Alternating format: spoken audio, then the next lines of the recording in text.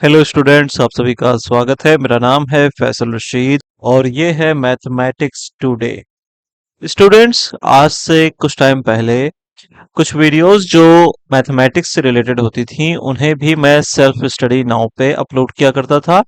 लेकिन आज से जो मैथमेटिक्स की वीडियोस होंगी उनको इस चैनल पे अपलोड किया जाएगा, क्योंकि हर तरीके की वीडियोस को एक ही जगह पर अपलोड करने से मुझे खुद कंफ्यूजन होने लगती थी कि आखिर कौन सी वीडियो मुझे कब अपलोड करनी है।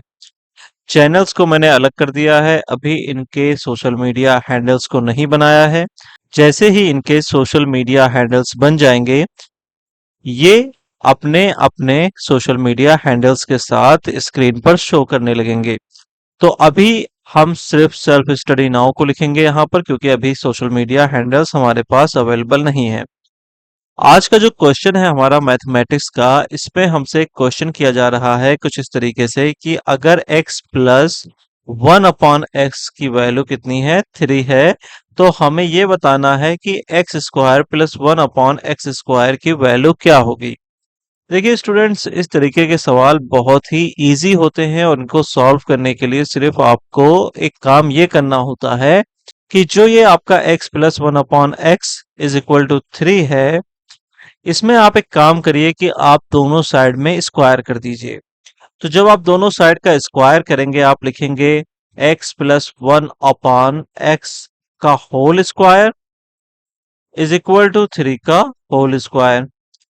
और इसके बाद जब इसको आप सॉल्व करना शुरू करेंगे, ये हो जाएगा x² प्लस 1/x²।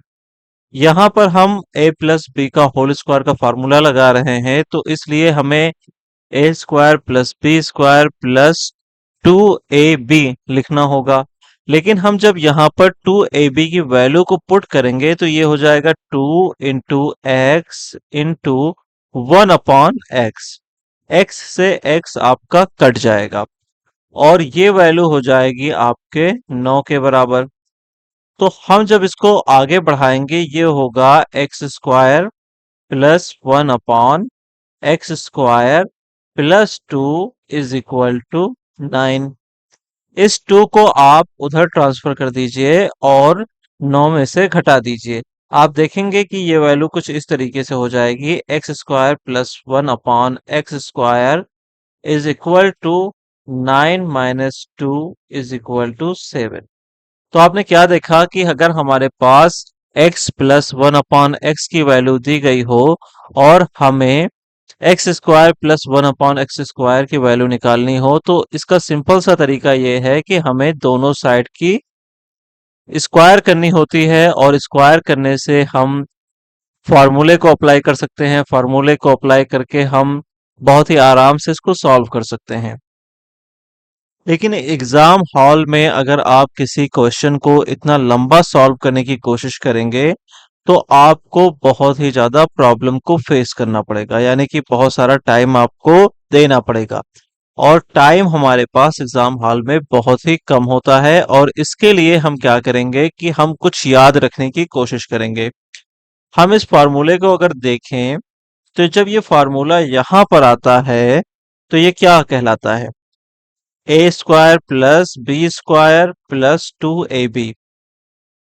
यानी कि अगर हम सिर्फ जब इसका होल स्क्वायर कर रहे हैं तो हम सिर्फ इतना लिख करके a² प्लस 1/a² प्लस 2 लिख दें, तो ये हमें एक स्टेप करने की जरूरत नहीं पड़ेगी।